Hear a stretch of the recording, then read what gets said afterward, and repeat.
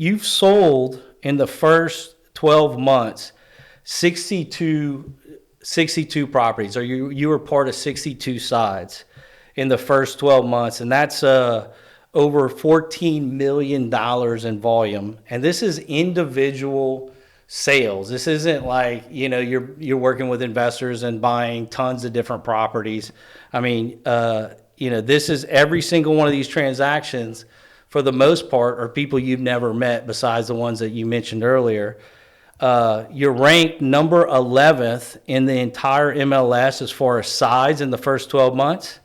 But part of those transactions, like you'll have my name in there and some other guys' names, because they may have a builder and they've got lots and lots of listings and lots of opportunities. So, yeah, and then you were 15th in the MLS for volume. And you also have to remember, in the MLS is also the for sale by owners and the unrepresented sellers, which is everything that was listed and sold that didn't have an agent on one of those sides. So pretty impressive. I would argue that as far as the number of transactions and the volume, if you really looked into and you excluded teams and you excluded new construction, I would say that you're very close to the top, if not at the top, at number one.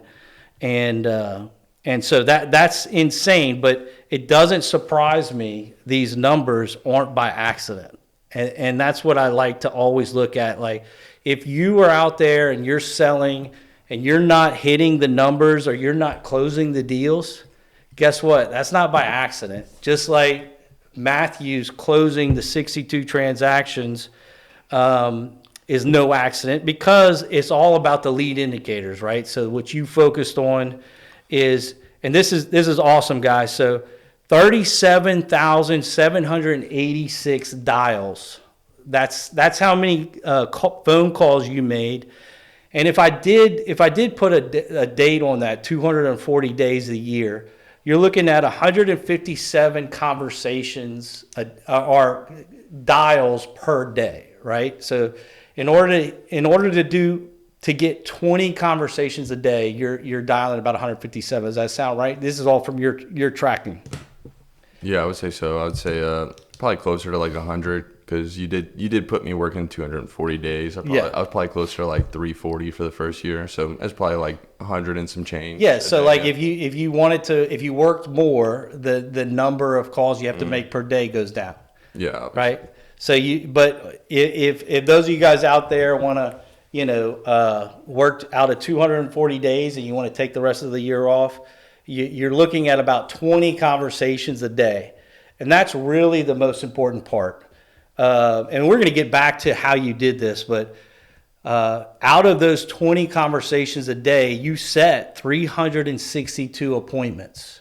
And out of those 362, 100 of those were listing appointments and 262 were buyer appointments. So, and out of those 362 appointments that you set, 218 actually were held.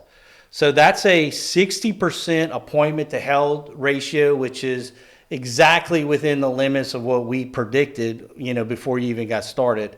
And from currently the listings the appointments that you've actually been on, you're right about 30% appointment to close ratio. And Matthew and I were talking about this earlier.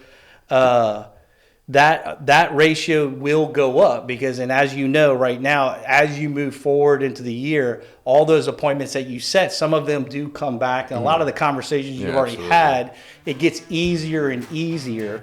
And the hard part is just deciding how much you want to work and how much you want to hit, right? So let's break these numbers down first. First of all,